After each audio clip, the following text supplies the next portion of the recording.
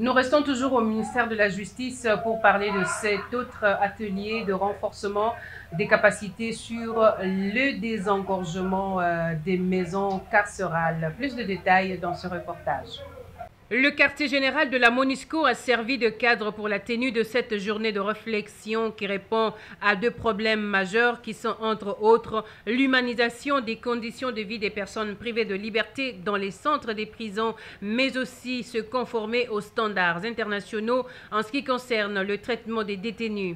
Dans son mot d'ouverture, Pélagie Ebeka, directrice de cabinet de Rose Mutombo, a martelé sur la politique du gouvernement de la République sur ce que doit être une maison carcérale. La prison moderne doit de nos jours être un lieu où le temps de la détention est mis à profit pour obtenir l'amendement du détenu et préparer sa réinsertion dans la société, et non un lieu de détérioration de sa santé ou d'anéantissement de sa vie.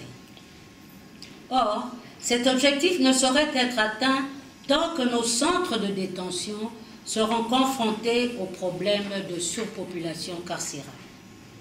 Le défi qui est le nôtre est donc de répondre au souci de la refondation de notre système carcéral par la promotion des valeurs constitutionnelles en cette matière qui font de la détention une exception et non une règle. Les maisons carcérales en République démocratique du Congo détiennent les prisonniers même pour des faits bénins.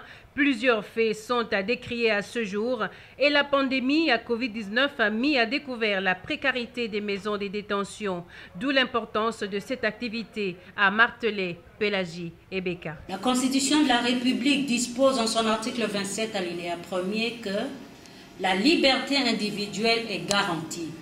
Elle est la règle, la détention, l'exception. Malheureusement, en pratique, c'est le contraire que l'on constate.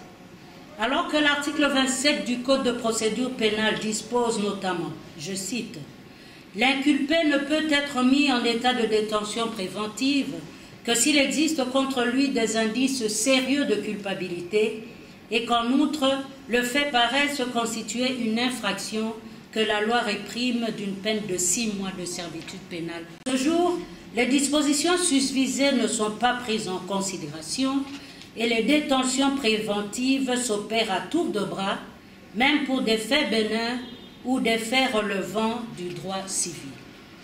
La représentante de Rose Mutombo a également annoncé l'acquisition dans les tout prochains jours d'un centre capable d'accueillir les femmes et les enfants détenus à Mbenteke-Fouti, une périphérie de Kinshasa. En attendant les réformes du système pénitentiaire initiées par le ministère de la Justice, contenues dans le projet de loi et décrets relatifs subordonnés à l'approbation du gouvernement pour leur adoption.